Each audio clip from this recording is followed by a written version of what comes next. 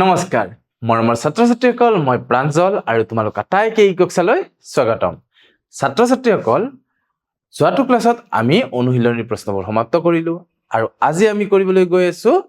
অন্য এটা টপিক যিটো নাম হৈছে মৌলিক উৎপাদকীকৰণ পদ্ধতি বা মৌলিক উৎপাদক বিশ্লেষণ আহাচোন তেনেহলে ছাত্ৰ-ছাত্ৰীসকল এই মৌলিক উৎপাদক বিশ্লেষণনো কি তাৰ বিষয়ে জানিলো আহা ইয়াত কি কৈছে সব মৌলিক উৎপাদক বিশ্লেষণ কোনো সংখ্যাৰ সকলো মৌলিক গুণক বিচাৰি উলিওৱা প্ৰক্ৰিয়াটোৱে হৈছে মৌলিক উৎপাদক বিশ্লেষণ কি কৈছে যে কোনো এটা সংখ্যাৰ সকলো কি বুলি কৈছে মৌলিক গুণ নক বিচাৰি উলিওৱা প্ৰক্ৰিয়াটোৱে হৈছে মৌলিক উৎপাদক বিশ্লেষণ কেনেকৈ গম পাবা যেতিয়া আমি কোনো এটা সংখ্যা মৌলিক সংখ্যা কিছুমান পূৰণ কৰি কিনে পাও তেতিয়া হলে সেই সংখ্যাটোৰ সেই উৎপাদকবোৰ মৌলিক উৎপাদকবোৰ হ'ব মৌলিক উৎপাদক বিশ্লেষণত আহি পৰিব এতিয়া সংখ্যা এটাৰ মৌলিক গুণক বিচাৰিবলৈ কেইটা পদ্ধতি আছে দুটা পদ্ধতি আছে আহাচোন এই দুটা পদ্ধতিৰ বিষয়ে আমি ভালকৈ পঢ়ো আৰু বুজি লও আহা প্ৰথম পদ্ধতিটো হৈছে উৎপাদক বৃক্ষ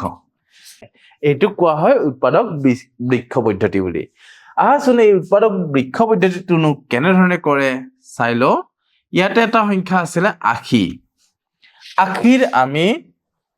বা 80ৰ আমি কি কৰিব গৈ আছো মৌলিক উৎপাদকবোৰ উলিয়াব গৈ আছো ইয়াত প্ৰথমতে আমি 80ৰ আটাইতকৈ সৰু মৌলিক সংখ্যাটো যেটো উৎপাদক হয় হেতু আছিল 2 টো লিখিলো 2 লগত কিমান পূৰণ কৰিলে 80 হ'ব 2 লগত 40 পূৰণ কৰিলে 80 হ'ব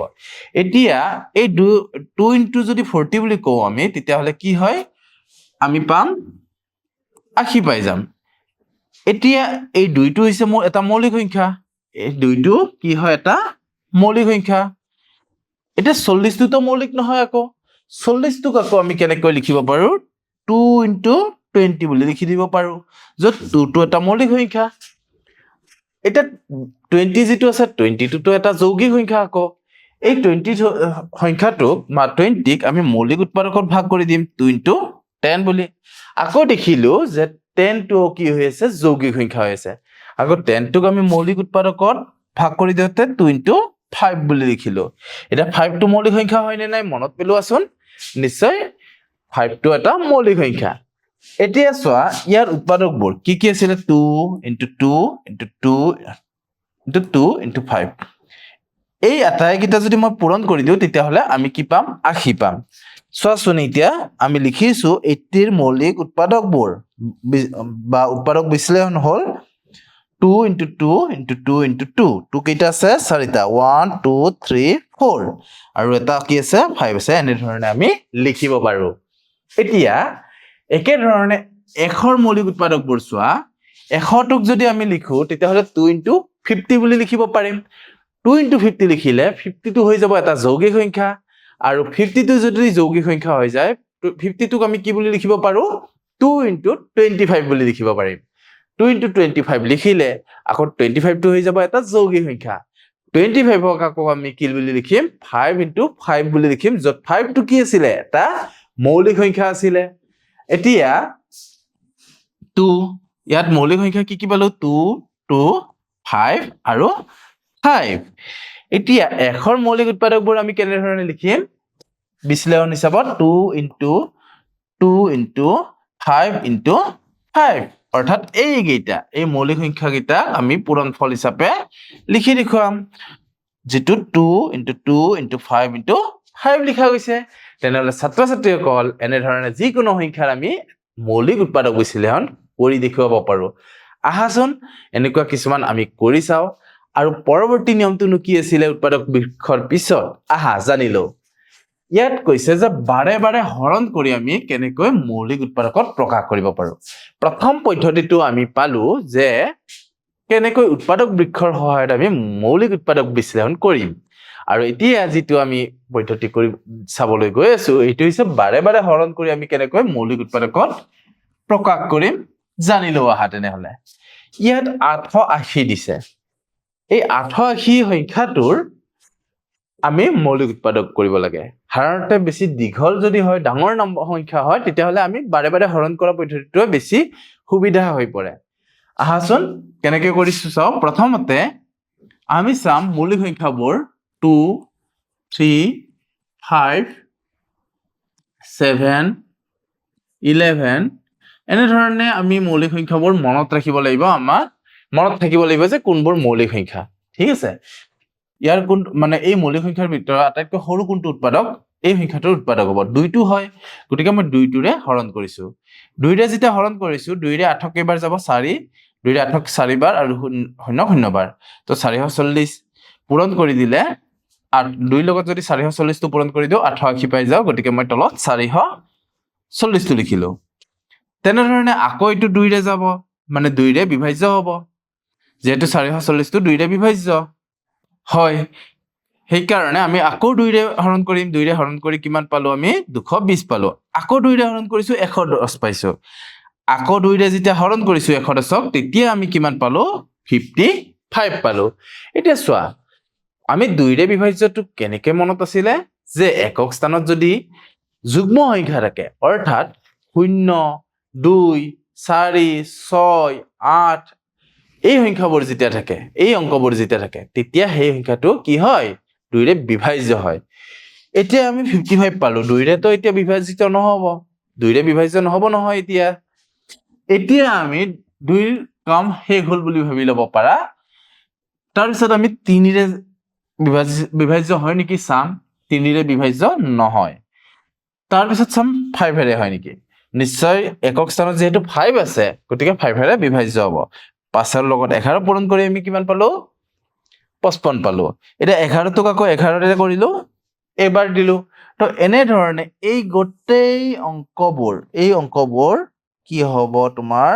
মৌলিক উৎপাদক বিশ্লেষণ হ'ব এই আটাইবোৰ সংখ্যা যদি মই পূৰণ কৰি দেখাই দিও তেতিয়া হেয়াই হৈ পৰিব মৌলিক উৎপাদক বিশ্লেষণ এই 88 সংখ্যাটোক 2 5 আৰু 11 ৰ ক্ৰমত আমি তেতিয়ালৈকে ভাগ কৰিম যেতিয়ালৈকে শেহতীয়া ভাগফলটো সেই সংখ্যাটোৰ দ্বাৰা বিভাজ্য হয় অৰ্থাৎ এই 11 যে 11 ৰে বিভাজিত হ'ল তেতিয়ালৈকে আমি কৰি গৈ থাকিম এতিয়া দেখিলো আমি কি দেখিলো 88 ৰ মৌলিক উৎপাদক বিশ্লেষণ কেনেকৈ লিখিম 2 * 2 * 2 * 2 2 কেইটা আছে 4টা চোৱা 2 * 2 * 2 * 2 5 * 11 5 * 11 এনে ধৰণে আমি ইয়াৰ মৌলিক উৎপাদক বিশ্লেষণটো কৰি দেখুৱাব পাৰো আহা তেন্তে ছাত্ৰ-ছাত্ৰীসকল তাৰ পৰৱৰ্তী স্লাইডত এইবাৰ আমাক কৈছে সাধাৰণ উৎপাদক এটা সাধাৰণ উৎপাদক মানে কোনো দুটা সংখ্যাৰ যদি একে উৎপাদক পোৱা যায় সেইবোৰ হৈছে সেই সংখ্যা দুটা সাধাৰণ উৎপাদক তোমালোকে মন কৰিছা যে 6 সংখ্যাটো আমি লিখিব পাৰো 1 * 6 লগতে আমি লিখিব পাৰো 2 * 3 তেনে ধৰণে 6 ৰ উৎপাদক কি বুলি লিখিব পাৰিম 1 2 3 আৰু 6 তেনে ধৰণে 18 টো যদি হয় 18 ৰ আমি কি লিখিম 1 * 18 লিখিম 2 * 9 বুলি লিখিম 3 * 6 বুলি লিখিম এতিয়া 18 ৰ উৎপাদকবোৰ আমি কি কম 1 2 3 6 9 18 1 2 3 6 9 18 তো এইকেইটা হৈ গ'ল 18 ৰ উৎপাদক আৰু এইকেইটা আছিলে 6 ৰ উৎপাদক আকৌ মন কৰা যে 1 2 3 6 উৎপাদক এটা 6 আৰু 18 উভয়ৰে উৎপাদক হৈ আছে অৰ্থাৎ এয়া আছিলে তোমাৰ 6 ৰ উৎপাদক আৰু এয়া আছিলে তোমাৰ 18 ৰ উৎপাদক এতিয়া ইয়াৰ কি উৎপাদক একে আছে চোৱাচোন ইয়াতেও 1 আছিলে ইয়াতেও 1 আছে ইয়াতে 2 আছিলে ইয়াতেও 2 আছে ইয়াতে 3 আছিলে ইয়াতেও 3 আছে ইয়াতে 6 আছিলে ইয়াতেও 6 আছে এতিয়া 1 2 3 6 উৎপাদক কেইটা 6 আৰু 18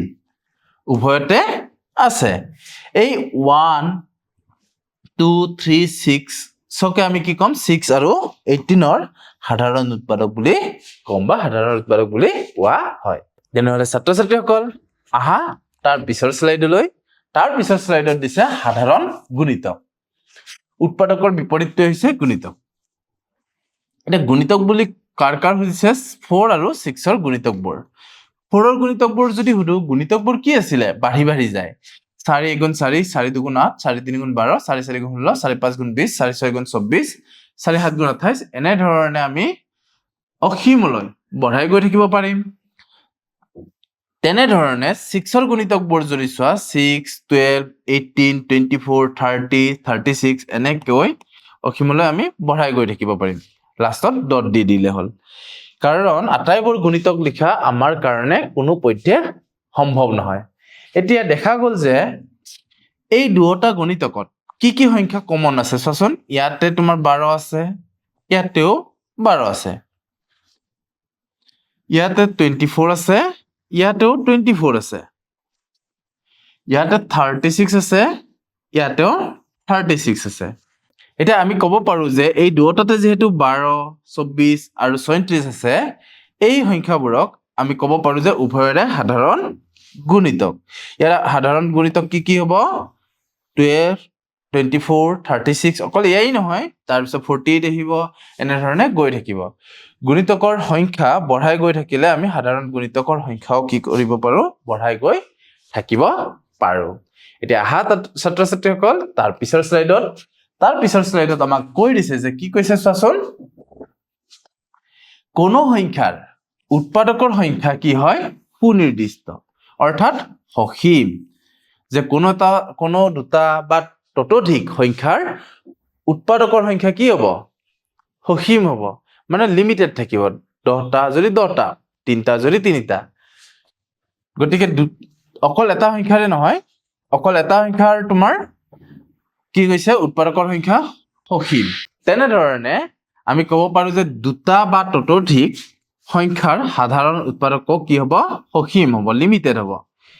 আকৌ কোনো সংখ্যাৰ গুণিতকৰ সংখ্যা কি হয় সুনিৰ্দিষ্ট নহয় তোমালোকে ক'ব নোৱাৰা যে কোনো এটা সংখ্যাৰ গুণিতক ইমানটা সংখ্যাই হ'ব কেতিয়াও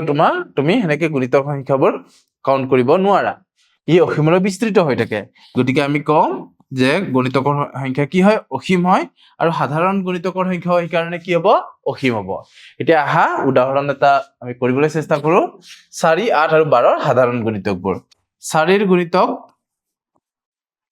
গুণিতক কি লিখিব পাৰো 4 8 12 16 20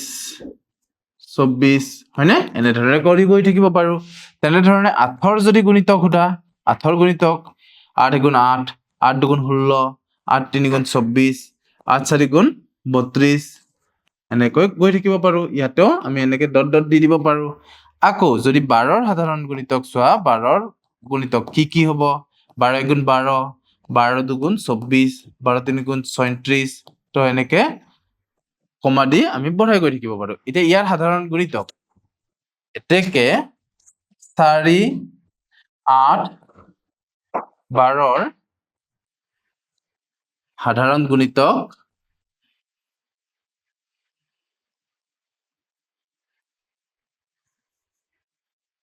সমূহ কি আছে চোৱাচোন ইয়াত 24 আছিলে ইয়াতো তোমাৰ 24 আছিলে আৰু ইয়াতো 24 আছে নহয় জানো অন্য কিবা আছে নে নাই ইয়াত 12 আছিলে কিন্তু ইয়াত 12 নাই ইয়াত আকৌ 12 আছিলে নহয় গতিকে আমি কম যে ইয়াৰ সাধাৰণ গুণিতকসমূহ হ'ব 24 আৰু 24ৰ পিছত 24 আকৌ বঢ়াই গৈ থাকিব পাৰা মানে 48ত পাবা 48ত চোৱা 4ৰে যাব 8ৰেও যাব আৰু 12ৰেও যাব তো এনেধৰণে আমি কি কৰিব পাৰো 4 8 আৰু 12 সাধাৰণ গুণিতকসমূহ কৈ দিব পাৰো আহা তাৰ পিছৰ স্লাইডত এতিয়া আমাৰ সময় হ'ল মূল্যায়নৰ আৰু এই মূল্যায়নত মানে আজিৰ মূল্যায়নত কি প্ৰশ্ন দিছে চাও আহা আৰু কৰিবলৈ চেষ্টা কৰো আহা ইয়াতে কৈছে যে 3 5 আৰু 6ৰ সাধাৰণ গুণিতকবোৰ উলিওৱা 3ৰ গুণিতকসমূহ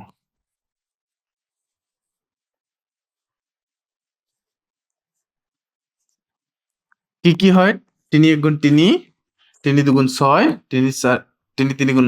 3 4 × 12 3 5 × 15 3 6 × 18 3 7 × 21 3 8 × 24 3 গুণ 27 3 গুণ 30 তো এনেধৰণে আমি ক'ব পাৰো আকৌ যদি আমি 5ৰ গণিতকসমূহ চাওঁ 5ৰ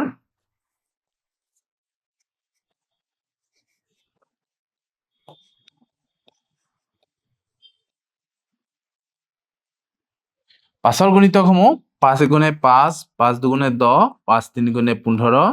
5 4 গুণে 20 5 5 গুণে 25 5 6 গুণে 30 5 7 গুণে 35 5 8 গুণে 40 তো এনেধৰণে আমি কৰিব পাৰো আৰু 6ৰ গণিতক যদি চোৱা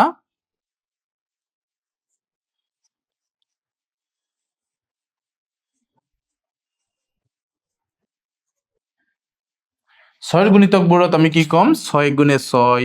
6 দুগুণে 12 6 3 গুণে 18 6 4 গুণে 24 6 5 গুণে 30 6 6 গুণে 37 6 7 গুণে 42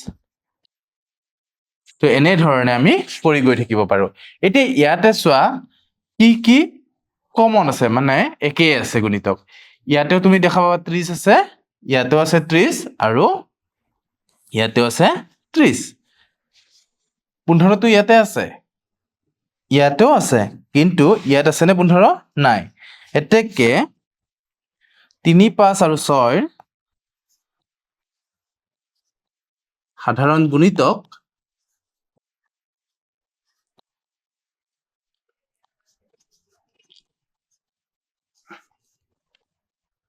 সমূহ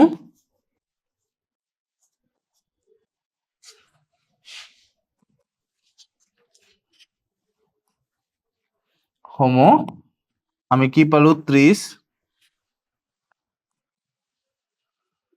কি পালো 30